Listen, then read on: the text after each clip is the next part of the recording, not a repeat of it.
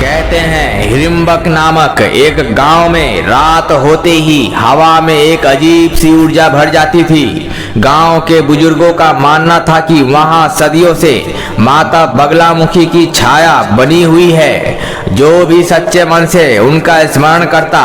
उसकी राह में आने वाली बाधाएं खुद ब खुद हट जाती थी। इसी गांव में रहता था आरव, एक लड़का जो रोजमर्रा की परेशानियों से घिरा हुआ था। उसके ऊपर झूठा मुकदमा लगा दिया गया था, जमीन पर झगड़ा चल रहा था और कुछ लोग उसे हर कदम पर रोकने की कोशिश करते थे।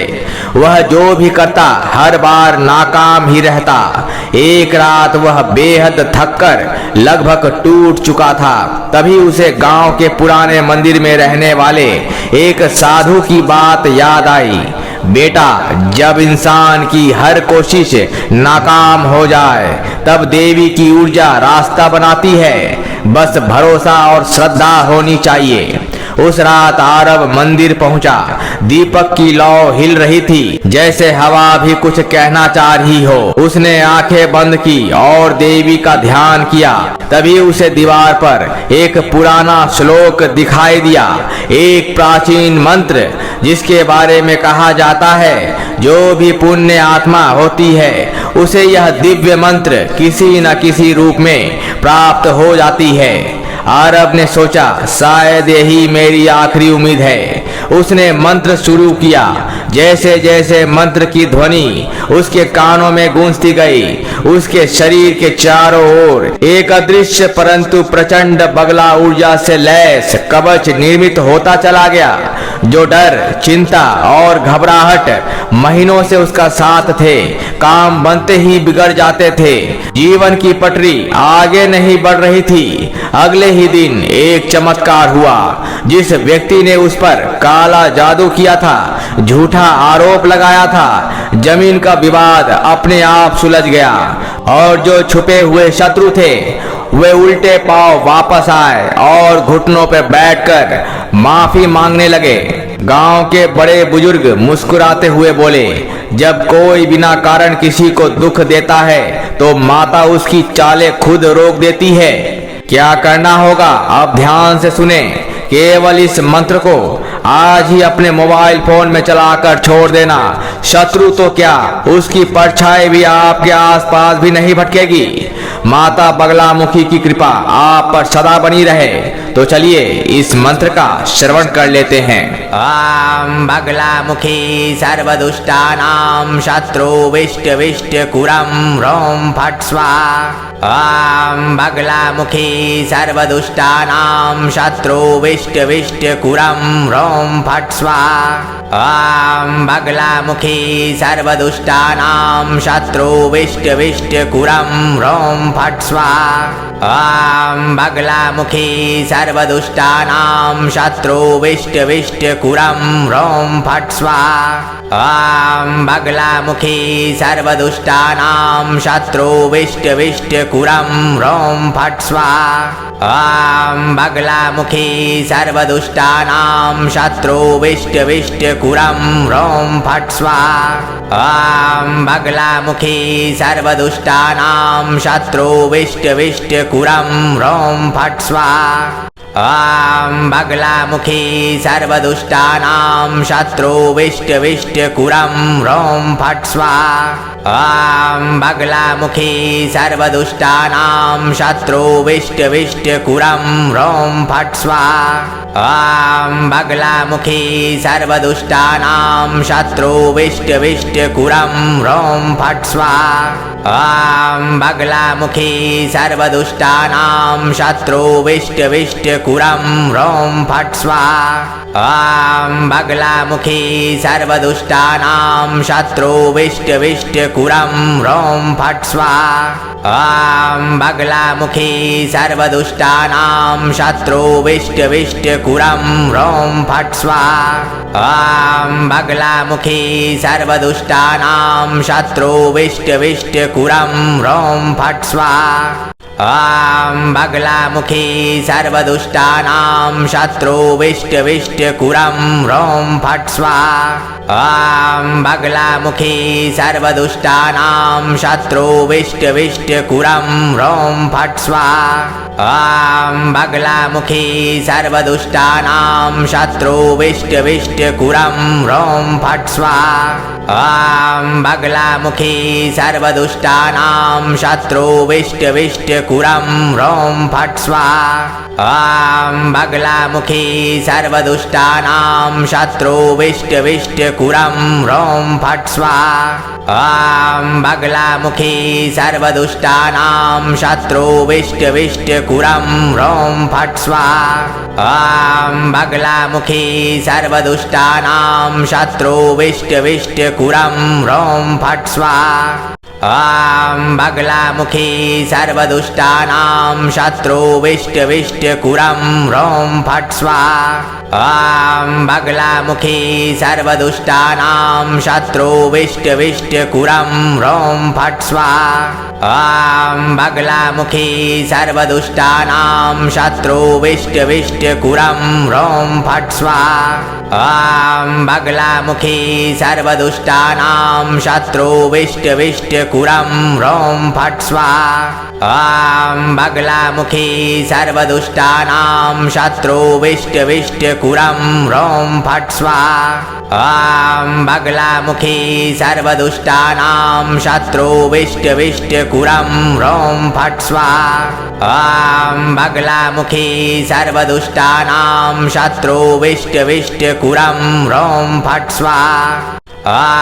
बगलामुखी सर्वदुष्टानां शत्रुविष्टविष्टकुरं ह्रौं फट् स्वाहा ॐ बगलामुखी सर्वदुष्टानां शत्रुविष्टविष्टकुरं ह्रौं फट् स्वाहा ॐ बगलामुखी सर्वदुष्टानां शत्रुविष्टविष्टकुरं ह्रौं फट् स्वाहा ॐ बगलामुखी सर्वदुष्टानां शत्रुविष्टविष्टकुरं ह्रौं फट् स्वाहा ॐ बगलामुखी सर्वदुष्टानां शत्रुविष्टविष्टकुरं ह्रौं फट् स्वाहा ॐ बगलामुखी सर्वदुष्टानां शत्रुविष्टविष्टकुरं ह्रौं फट् स्वाहा ॐ बगलामुखी सर्वदुष्टानां शत्रुविष्टविष्टकुरं ह्रौं फट् स्वाहा ॐ बगलामुखी सर्वदुष्टानां शत्रुविष्टविष्टकुरं ह्रौं फट् स्वाहा ॐ बगलामुखी सर्वदुष्टानां शत्रुविष्टविष्टकुरं ह्रौं फट् स्वाहा ॐ बगलामुखी सर्वदुष्टानां शत्रुविष्टविष्टकुरं ह्रौं फट् स्वाहा ॐ बगलामुखी सर्वदुष्टानां शत्रुविष्टविष्टकुरं ह्रौं फट् स्वाहा ॐ बगलामुखी सर्वदुष्टानां शत्रुविष्टविष्टकुरं ह्रौं फट् स्वाहा ॐ बगलामुखी सर्वदुष्टानां शत्रुविष्टविष्टकुरं ह्रौं फट् स्वाहा ॐ बगलामुखी सर्वदुष्टानां शत्रुविष्टविष्टकुरं ह्रौं फट् स्वाहा ॐ बगलामुखी सर्वदुष्टानां शत्रुविष्टविष्टकुरं ह्रौं फट् स्वाहा ॐ बगलामुखी सर्वदुष्टानां शत्रुविष्टविष्टकुरं ह्रौं फट् स्वाहा ॐ बगलामुखी सर्वदुष्टानां शत्रुविष्टविष्टकुरं ह्रौं फट् स्वाहा ॐ बगलामुखी सर्वदुष्टानां शत्रुविष्टविष्टकुरं ह्रौं फट् स्वाहा ॐ बगलामुखी सर्वदुष्टानां शत्रुविष्टविष्टकुरं ह्रौं फट् स्वाहा ॐ बगलामुखी सर्वदुष्टानां शत्रुविष्टविष्टकुरं ह्रौं फट् स्वाहा ॐ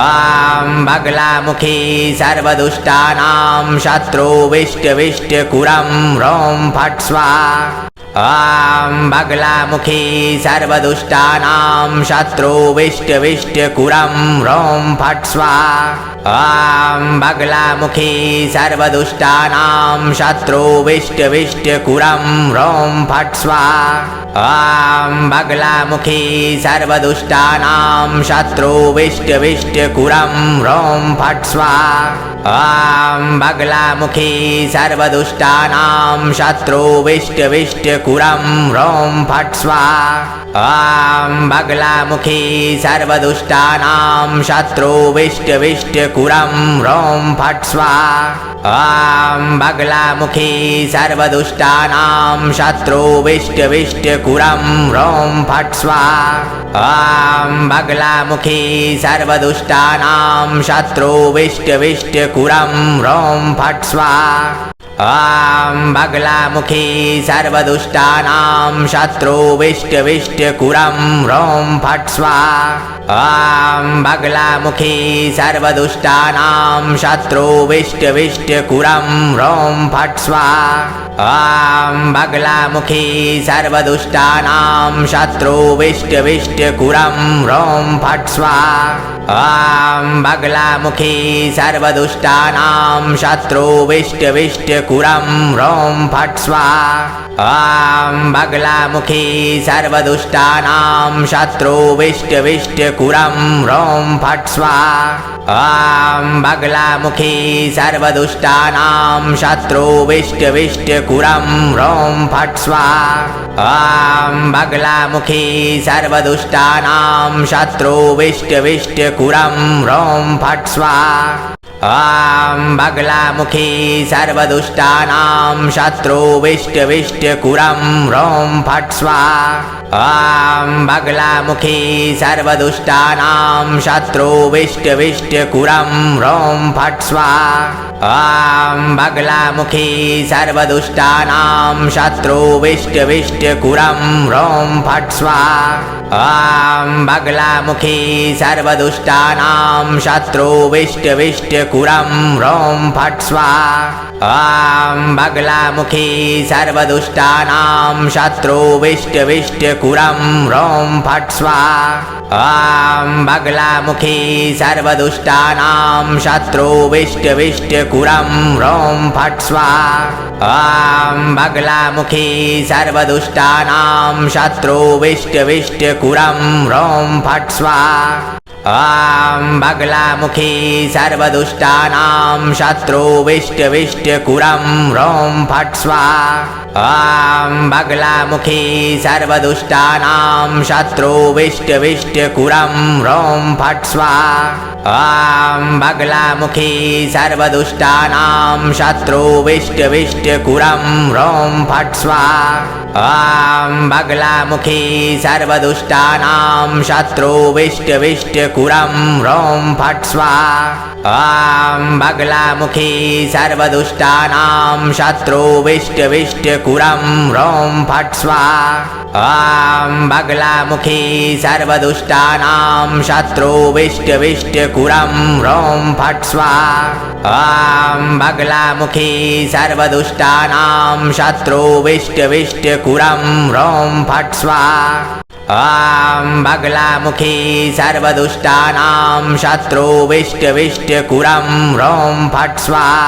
ॐ बगलामुखी सर्वदुष्टानां शत्रुविष्टविष्टकुरं ह्रौं फट् स्वाहा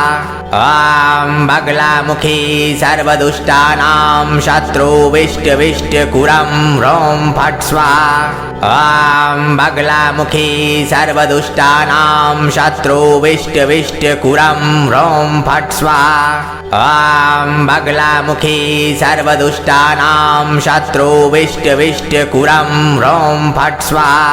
ॐ बगलामुखी सर्वदुष्टानां शत्रुविष्टविष्टकुरं ह्रौं फट् स्वाहा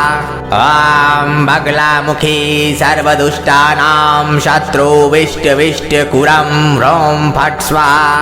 ॐ बगलामुखी सर्वदुष्टानां शत्रुविष्टविष्टकुरं ह्रौं फट् स्वाहा ॐ बगलामुखी सर्वदुष्टानां शत्रुविष्टविष्टकुरं ह्रौं फट् स्वाहा ॐ बगलामुखी सर्वदुष्टानां शत्रुविष्टविष्टकुरं ह्रौं फट् स्वाहा ॐ बगलामुखी सर्वदुष्टानां शत्रुविष्टविष्टकुरं ह्रौं फट् स्वाहा ॐ बगलामुखी सर्वदुष्टानां शत्रुविष्टविष्टकुरं ह्रौं फट् स्वाहा ॐ बगलामुखी सर्वदुष्टानां शत्रुविष्टविष्टकुरं ह्रौं फट् स्वाहा ॐ बगलामुखी सर्वदुष्टानां शत्रुविष्टविष्टकुरं ह्रौं फट् स्वाहा ॐ बगलामुखी सर्वदुष्टानां शत्रुविष्टविष्टकुरं ह्रौं फट् स्वाहा ॐ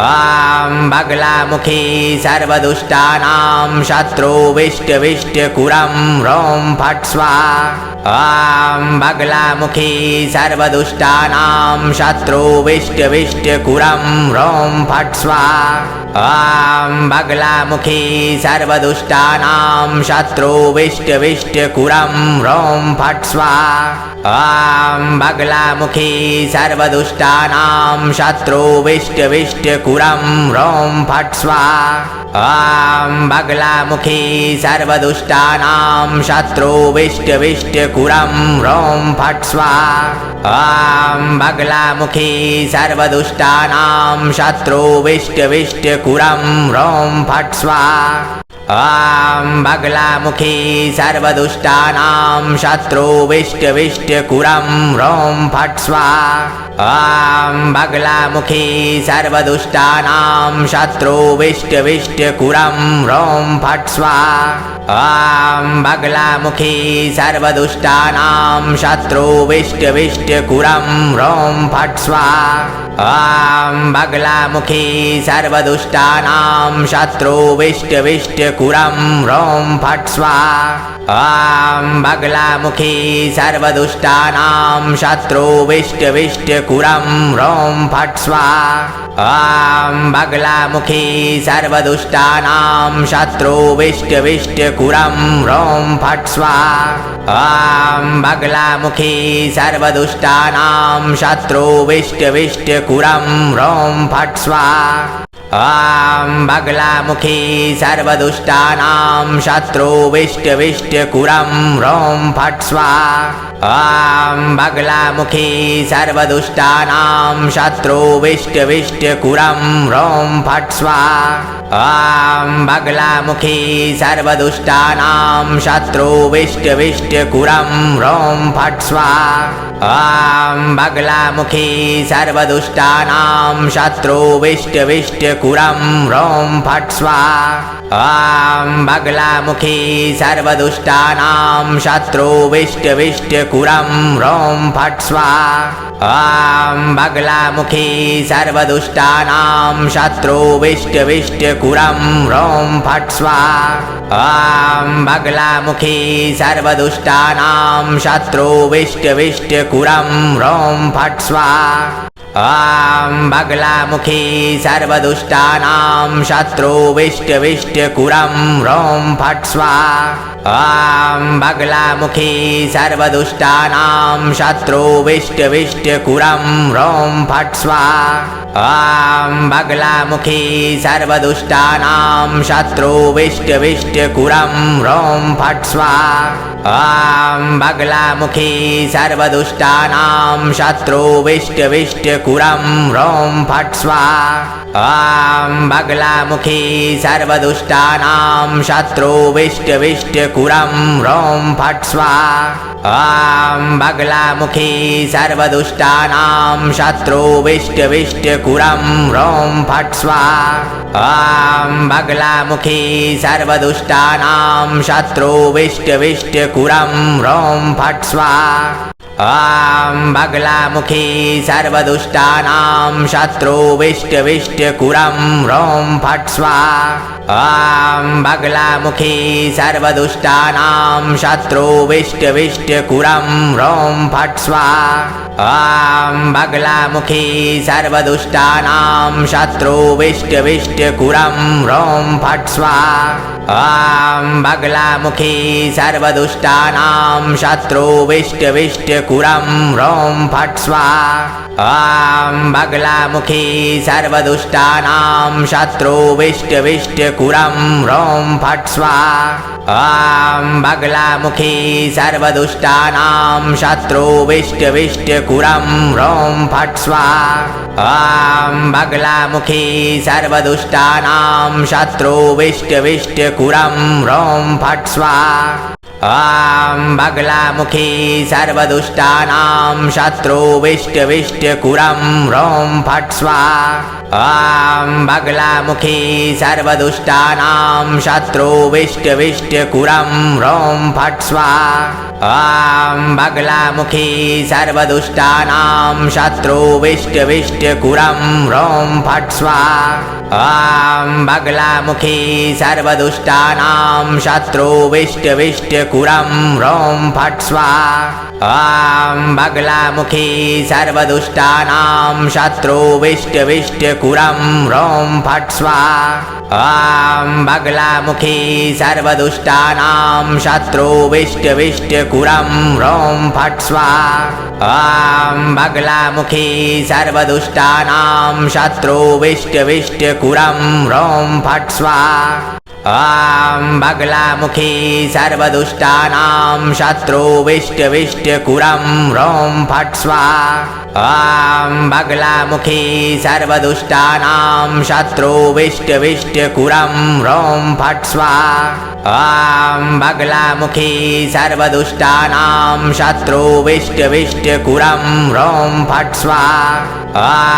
बगलामुखी सर्वदुष्टानां शत्रुविष्टविष्टकुरं ह्रौं फट् स्वाहा ॐ बगलामुखी सर्वदुष्टानां शत्रुविष्टविष्टकुरं ह्रौं फट् स्वाहा ॐ बगलामुखी सर्वदुष्टानां शत्रुविष्टविष्टकुरं ह्रौं फट् स्वाहा ॐ बगलामुखी सर्वदुष्टानां शत्रुविष्टविष्टकुरं ह्रौं फट् स्वाहा ॐ बगलामुखी सर्वदुष्टानां शत्रुविष्टविष्टकुरं ह्रौं फट् स्वाहा ॐ बगलामुखी सर्वदुष्टानां शत्रुविष्टविष्टकुरं ह्रौं फट् स्वाहा ॐ बगलामुखी सर्वदुष्टानां शत्रुविष्टविष्टकुरं ह्रौं फट् स्वाहा ॐ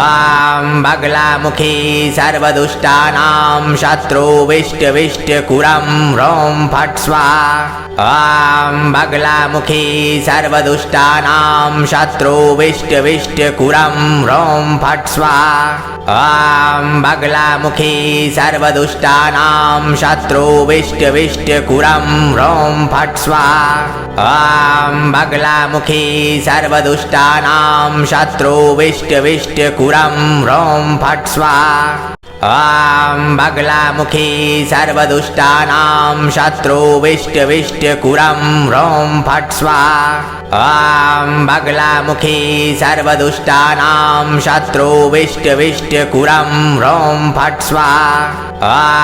बगलामुखी सर्वदुष्टानां शत्रुविष्टविष्टकुरं ह्रौं फट् स्वाहा ॐ बगलामुखी सर्वदुष्टानां शत्रुविष्टविष्टकुरं ह्रौं फट् स्वाहा ॐ बगलामुखी सर्वदुष्टानां शत्रुविष्टविष्टकुरं ह्रौं फट् स्वाहा ॐ बगलामुखी सर्वदुष्टानां शत्रुविष्टविष्टकुरं ह्रौं फट् स्वाहा ॐ बगलामुखी सर्वदुष्टानां शत्रुविष्टविष्टकुरं ह्रौं फट् स्वाहा ॐ बगलामुखी सर्वदुष्टानां शत्रुविष्टविष्टकुरं ह्रौं फट् स्वाहा ॐ बगलामुखी सर्वदुष्टानां शत्रुविष्टविष्टकुरं ह्रौं फट् स्वाहा ॐ बगलामुखी सर्वदुष्टानां शत्रुविष्टविष्टकुरं ह्रौं फट् स्वाहा ॐ बगलामुखी सर्वदुष्टानां शत्रुविष्टविष्टकुरं ह्रौं फट् स्वाहा ॐ बगलामुखी सर्वदुष्टानां शत्रुविष्टविष्टकुरं ह्रौं फट् स्वाहा ॐ बगलामुखी सर्वदुष्टानां शत्रुविष्टविष्टकुरं ह्रौं फट् स्वाहा ॐ बगलामुखी सर्वदुष्टानां शत्रुविष्टविष्टकुरं ह्रौं फट् स्वाहा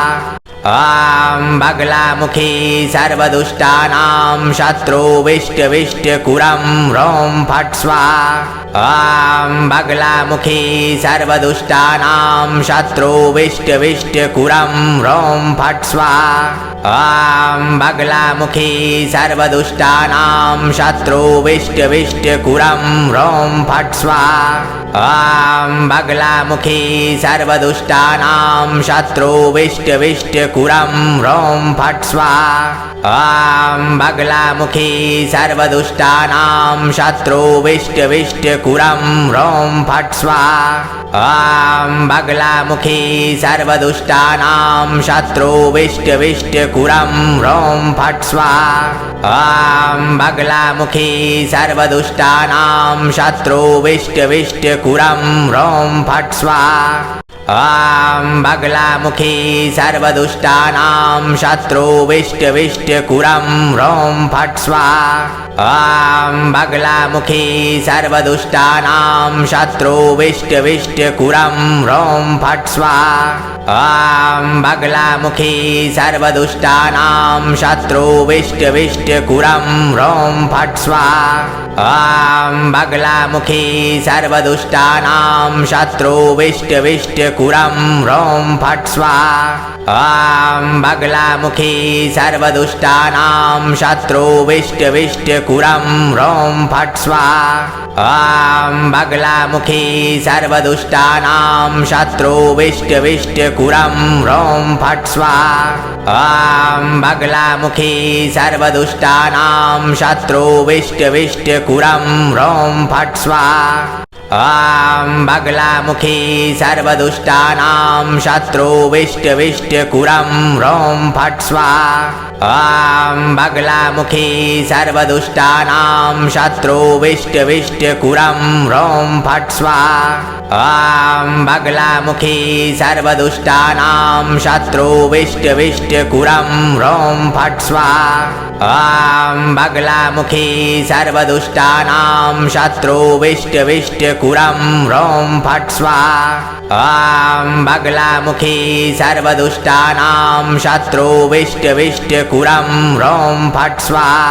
ॐ बगलामुखी सर्वदुष्टानां शत्रुविष्टविष्टकुरं ह्रौं फट् स्वाहा ॐ बगलामुखी सर्वदुष्टानां शत्रुविष्टविष्टकुरं ह्रौं फट् स्वाहा ॐ बगलामुखी सर्वदुष्टानां शत्रुविष्टविष्टकुरं ह्रौं फट् स्वाहा ॐ बगलामुखी सर्वदुष्टानां शत्रुविष्टविष्टकुरं ह्रौं फट् स्वाहा ॐ बगलामुखी सर्वदुष्टानां शत्रुविष्टविष्टकुरं ह्रौं फट् स्वाहा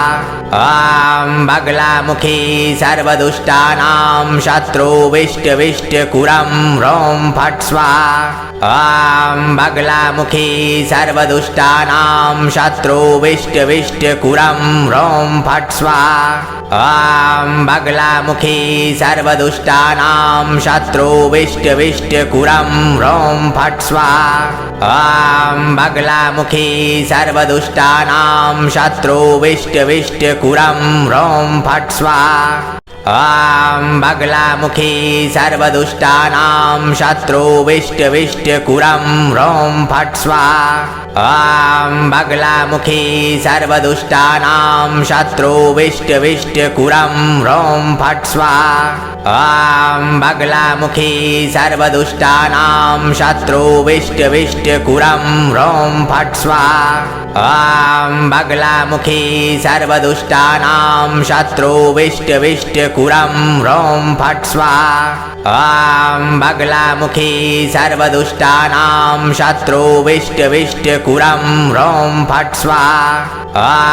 बगलामुखी सर्वदुष्टानां शत्रुविष्टविष्टकुरं ह्रौं फट् स्वाहा ॐ बगलामुखी सर्वदुष्टानां शत्रुविष्टविष्टकुरं ह्रौं फट् स्वाहा ॐ बगलामुखी सर्वदुष्टानां शत्रुविष्टविष्टकुरं ह्रौं फट् स्वाहा ॐ बगलामुखी सर्वदुष्टानां शत्रुविष्टविष्टकुरं ह्रौं फट् स्वाहा ॐ बगलामुखी सर्वदुष्टानां शत्रुविष्टविष्टकुरं ह्रौं फट् स्वाहा ॐ बगलामुखी सर्वदुष्टानां शत्रुविष्टविष्टकुरं ह्रौं फट् स्वाहा ॐ बगलामुखी सर्वदुष्टानां शत्रुविष्टविष्टकुरं ह्रौं फट् स्वाहा ॐ बगलामुखी सर्वदुष्टानां शत्रुविष्टविष्टकुरं ह्रौं फट् स्वाहा ॐ बगलामुखी सर्वदुष्टानां शत्रुविष्टविष्टकुरं ह्रौं फट् स्वाहा।